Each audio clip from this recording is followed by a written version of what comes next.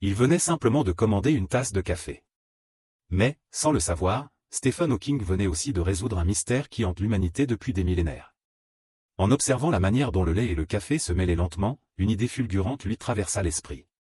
Et si, en remontant jusqu'à l'instant précis où le café touche le lait, le point de départ du mélange, on découvrait en réalité l'origine même de l'univers? Cette pensée involontaire fit naître en lui une inspiration immense, celle de sortir du cadre, de repousser les limites de la raison. Il décida alors d'unir la théorie de la relativité générale d'Einstein aux travaux sur les trous noirs de ses prédécesseurs.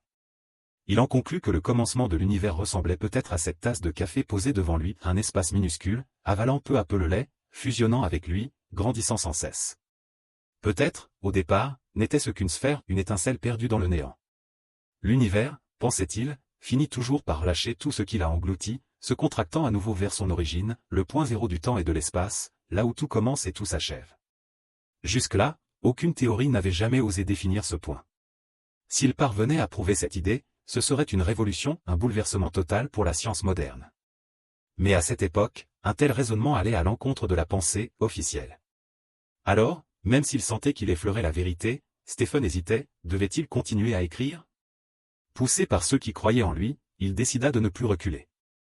Il s'enferma dans un petit laboratoire, seul face à un immense tableau noir, et se mit à griffonner des équations sans relâche. Son unique but, transformer son hypothèse en réalité, aussi vite que possible. La craie tremblait dans sa main. Les formules devenaient de plus en plus complexes, presque insensées. Son esprit semblait flotter entre deux mondes, celui de la matière et celui de l'infini. Pourtant, il ne s'arrêtait pas. Il sentait que la vérité n'était plus qu'à un pas. Cette dernière étape concernait tout, l'origine de l'univers, l'essence même de la pensée humaine. Et enfin, après des nuits sans sommeil, il parvint à vérifier concrètement sa théorie. Un moment historique venait de naître. Mais alors qu'il s'apprêtait à révéler sa découverte au monde, le destin, ou peut-être Dieu lui-même, sembla lui barrer la route. Sans prévenir, Stephen Hawking s'effondra, tel un ballon de cuir dégonflé. Le diagnostic tomba, implacable, une maladie neurologique rare et terrifiante. Son propre corps se retournait contre lui, dévorant lentement ses forces, jusqu'à lui ôter la capacité de respirer. Avec la médecine de l'époque, il n'y avait aucun espoir de guérison. Ceux qui en étaient atteints finissaient prisonniers de leur propre chair, brûlés par la lenteur du temps jusqu'à ce que la vie s'éteigne. Le verdict du médecin fut pire qu'une condamnation à mort, son cerveau, lui, continuerait de fonctionner. Mais enfermé dans le cycle du temps, son esprit demeurerait prisonnier, tout comme sa découverte, destiné à rester à jamais un secret, englouti par les sables de l'éternité. Cependant, cette tristesse ne fut qu'un éclair fugace dans l'esprit de cet homme. Car sa véritable quête n'avait jamais été la gloire ni la reconnaissance. Ce qu'il poursuivait, c'était l'exploration pure, le mystère infini.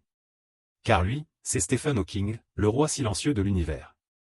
Le sens de sa vie était d'ouvrir les portes du vide cosmique, de franchir la frontière des secrets de l'univers. C'est un message puissant. Ce film, que tout le monde devrait voir au moins une fois, raconte l'histoire d'un homme brisé, torturé par la vie, mais dont l'esprit n'a jamais cessé de briller. Le destin peut bien fracasser nos os, plier nos corps fatigués, mais la pensée, elle, transcende la matière et redéfinit qui nous sommes. Tout le monde n'a pas la force de faire avancer le monde, mais chacun peut avoir le courage d'affronter sa propre réalité. Tu es destiné à être unique, à exister pleinement dans ta propre conscience.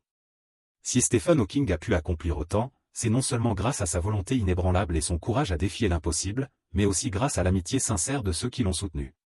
Bien qu'il ait passé la majeure partie de sa vie en fauteuil roulant, son existence privée était bien plus riche et lumineuse qu'on ne pourrait l'imaginer. Non seulement il obtint son doctorat très jeune, mais c'est aussi lors d'une fête qu'il fit une rencontre qui allait bouleverser son destin.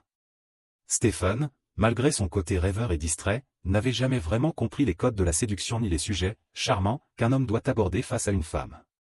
Alors, un peu maladroitement, il se contenta de lui poser des questions directes, presque naïves. Heureusement, la jeune femme, Jane Wilde, ne s'en offusqua pas. Au contraire, ils parlèrent longuement, de la musique, des éclats de rire de la fête, jusqu'au silence paisible de la nuit.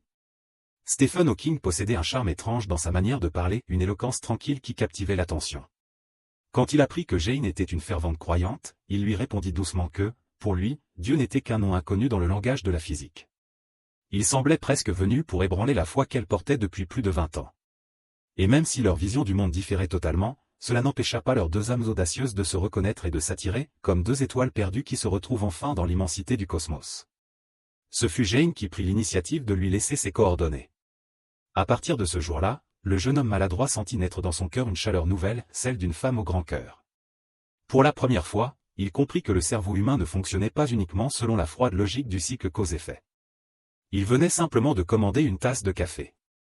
Mais, sans le savoir, Stephen Hawking venait aussi de résoudre un mystère qui hante l'humanité depuis des millénaires. En observant la manière dont le lait et le café se mêlaient lentement, une idée fulgurante lui traversa l'esprit. Et si, en remontant jusqu'à l'instant précis où le café touche le lait, le point de départ du mélange, on découvrait en réalité l'origine même de l'univers? Cette pensée involontaire fit naître en lui une inspiration immense, celle de sortir du cadre, de repousser les limites de la raison. Il décida alors d'unir la théorie de la relativité générale d'Einstein aux travaux sur les trous noirs de ses prédécesseurs. Il en conclut que le commencement de l'univers ressemblait peut-être à cette tasse de café posée devant lui, un espace minuscule, avalant peu à peu le lait, fusionnant avec lui, grandissant sans cesse. Peut-être, au départ, n'était-ce qu'une sphère, une étincelle perdue dans le néant. L'univers, pensait-il, finit toujours par lâcher tout ce qu'il a englouti, se contractant à nouveau vers son origine, le point zéro du temps et de l'espace, là où tout commence et tout s'achève. Jusque-là, aucune théorie n'avait jamais osé définir ce point. S'il parvenait à prouver cette idée, ce serait une révolution, un bouleversement total pour la science moderne. Mais à cette époque, un tel raisonnement allait à l'encontre de la pensée officielle. Alors, même s'il sentait qu'il effleurait la vérité, Stephen hésitait, devait-il continuer à écrire? Poussé par ceux qui croyaient en lui, il décida de ne plus reculer. Il s'enferma dans un petit laboratoire, seul face à un immense tableau noir, et se mit à griffonner des équations sans relâche. Son unique but, transformer son hypothèse en réalité, aussi vite que possible. La craie tremblait dans sa main. Les formules devenaient de plus en plus complexes, presque insensées. Son esprit semblait flotter entre deux mondes, celui de la matière et celui de l'infini. Pourtant, il ne s'arrêtait pas. Il sentait que la vérité n'était plus qu'à un pas. Cette dernière étape concernait tout, l'origine de l'univers, l'essence même de la pensée humaine. Et enfin, après des nuits sans sommeil, il parvint à vérifier concrètement sa théorie. Un moment historique venait de naître. Mais alors qu'il s'apprêtait à révéler sa découverte au monde, le destin, ou peut-être Dieu lui-même, sembla lui barrer la route. Sans prévenir, Stephen Hawking s'effondra, tel un ballon de cuir dégonflé. Le diagnostic tomba, implacable, une maladie neurologique rare et terrifiante. Son propre corps se retournait contre lui, dévorant lentement ses forces, jusqu'à lui ôter la capacité de respirer. Avec la médecine de l'époque, il n'y avait aucun espoir de guérison. Ceux qui en étaient atteints finissaient prisonniers de leur propre chair, brûlés par la lenteur du temps jusqu'à ce que la vie s'éteigne. Le verdict du médecin fut pire qu'une condamnation à mort, son cerveau, lui, continuerait de fonctionner. Mais enfermé dans le cycle du temps, son esprit demeurerait prisonnier, tout comme sa découverte, destiné à rester à jamais un secret, englouti par les sables de l'éternité. Cependant, cette tristesse ne fut qu'un éclair fugace dans l'esprit de cet homme. Car sa véritable quête n'avait jamais été la gloire ni la reconnaissance. Ce qu'il poursuivait, c'était l'exploration pure, le mystère infini. Car lui, c'est Stephen Hawking, le roi silencieux de l'univers. Le sens de sa vie était d'ouvrir les portes du vide cosmique, de franchir la frontière des secrets de l'univers. C'est un message puissant. Ce film, que tout le monde devrait voir au moins une fois, raconte l'histoire d'un homme brisé, torturé par la vie, mais dont l'esprit n'a jamais cessé de briller. Le destin peut bien fracasser nos os, plier nos corps fatigués, mais la pensée, elle, transcende la matière et redéfinit qui nous sommes. Tout le monde n'a pas la force de faire avancer le monde, mais chacun peut avoir le courage d'affronter sa propre réalité. Tu es destiné à être unique, à exister pleinement dans ta propre conscience. Si Stephen Hawking a pu accomplir autant, c'est non seulement grâce à sa volonté inébranlable et son courage à défier l'impossible, mais aussi grâce à l'amitié sincère de ceux qui l'ont soutenu. Bien qu'il ait passé la majeure partie de sa vie en fauteuil roulant, son existence privée était bien plus riche et lumineuse qu'on ne pourrait l'imaginer. Non seulement il obtint son doctorat très jeune, mais c'est aussi lors d'une fête qu'il fit une rencontre qui allait bouleverser son destin. Stephen, malgré son côté rêveur et distrait, n'avait jamais vraiment compris les codes de la séduction ni les sujets charmants qu'un homme doit aborder face à une femme. Alors, un peu maladroitement, il se contenta de lui poser des questions directes, presque naïves. Heureusement, la jeune femme, Jane Wilde, ne s'en offusqua pas. Au contraire, ils parlèrent longuement, de la musique, des éclats de rire de la fête, jusqu'au silence paisible de la nuit. Stephen Hawking possédait un charme étrange dans sa manière de parler, une éloquence tranquille qui captivait l'attention. Quand il apprit que Jane était une fervente croyante, il lui répondit doucement que, pour lui, Dieu n'était qu'un nom inconnu dans le langage de la physique. Il semblait presque venu pour ébranler la foi qu'elle portait depuis plus de 20 ans. Et même si leur vision du monde différait totalement, cela n'empêcha pas leurs deux âmes audacieuses de se reconnaître et de s'attirer, comme deux étoiles perdues qui se retrouvent enfin dans l'immensité du cosmos. Ce fut Jane qui prit l'initiative de lui laisser ses coordonnées. À partir de ce jour-là, le jeune homme maladroit sentit naître dans son cœur une chaleur nouvelle, celle d'une femme au grand cœur. Pour la première fois, il comprit que le cerveau humain ne fonctionnait pas uniquement selon la froide logique du cycle cause-effet. Si Dieu ne t'accorde que 2 années de vie, alors je passerai ces 2 années à tes côtés. Ces mots furent comme un rayon de soleil dans l'hiver glacé du cœur de Stephen Hawking. Et en 1964, fidèle à sa promesse, Jane et lui s'unirent dans le mariage. 1 an plus tard, leur amour donna naissance à un enfant, le fruit de ce miracle inattendu. Stephen, lui qui croyait autrefois qu'il n'existait pas de miracle en science, se surprit à rêver que l'amour pouvait en créer un. Revigoré par cette nouvelle vie, il reprit courage et se remit au travail. Il redécouvrit cette flamme intérieure, celle qui l'avait toujours poussé à comprendre l'univers. Ce n'était plus un chercheur marchant sur les épaules des géants, il en devenait un, à son tour. Grâce à son génie et à une détermination sans faille, la première grande théorie reliant le temps et les trous noirs vit enfin le jour. Mais tandis que sa pensée s'élevait vers les étoiles, son corps, lui, continuait à s'éteindre. Il se déformait, s'affaiblissait, descendre un simple escalier devenait une épreuve qu'il ne pouvait surmonter qu'en glissant lentement sur son dos. Pourtant, la douleur n'eut jamais raison de lui. Car un rêve brûlait encore, plus fort que la souffrance, celui d'aller au bout de la connaissance, coûte que coûte. Et comme il l'avait pressenti, sa théorie bouleversa le monde scientifique, provoquant un véritable séisme d'idées et d'admiration. Tous voulaient comprendre le mystère qu'il avait effleuré, et surtout, comment un homme à moitié brisé avait pu redéfinir la vision de l'univers. Lorsque Stephen Hawking prononça ces mots, un sourire éclatant illumina enfin son visage, un sourire rare, sincère, qui disait tout. Ce n'était pas seulement le fruit de son exploration de l'inconnu, mais la preuve vivante de sa détermination à défier le destin. Il n'avait aucun chemin de retour. Depuis le tout début, il avait choisi d'aller de l'avant, sans jamais se retourner.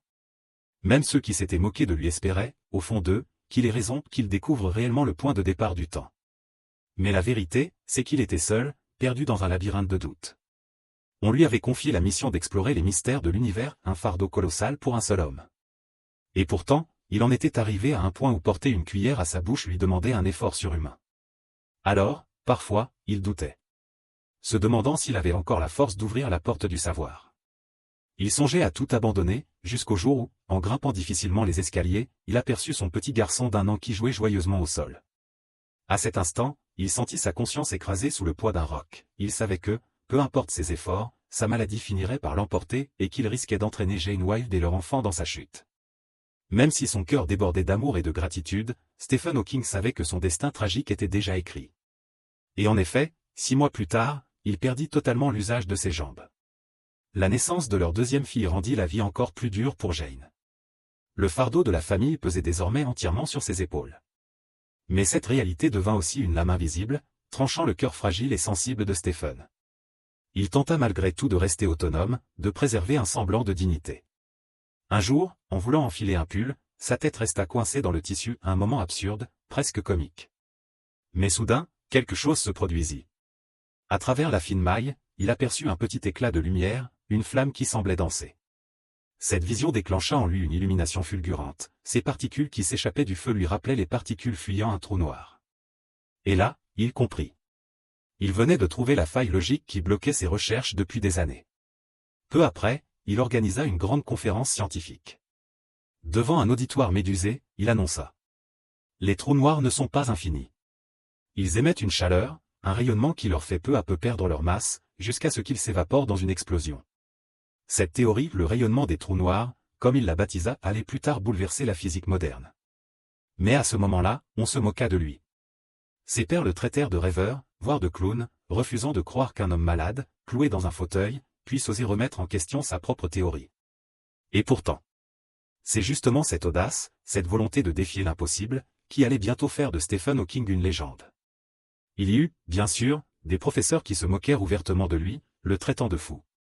Mais ce jour-là, un grand scientifique, respecté et âgé, Denis Yama, son ancien professeur, se leva soudain et prit publiquement sa défense. Ce geste inattendu fit l'effet d'un coup de tonnerre. La salle tout entière éclata en applaudissements, chassant la tension et la peur ambiante. Grâce à ce soutien décisif, la théorie révolutionnaire de Stephen Hawking fut enfin publiée. Pour la première fois, le monde vit la frontière entre science et miracle commencer à s'effacer. Et Stephen, lui, se sentait de plus en plus proche de la vérité qu'il poursuivait depuis toujours. Mais à mesure qu'il touchait au but, son corps, lui, se dérobait. Son tempérament changeait, il s'irritait pour un rien, refusait l'aide des médecins, et s'enfermait dans une solitude douloureuse. Le temps, qui avait jadis adouci son amour avec Jane, finit aussi par en user la passion. Un jour, en voyant les touffes de cheveux tomber au sol, Stephen comprit qu'il perdait peu à peu sa conscience de lui-même. Jane lui proposa alors d'engager une aide à domicile pour alléger la charge du quotidien.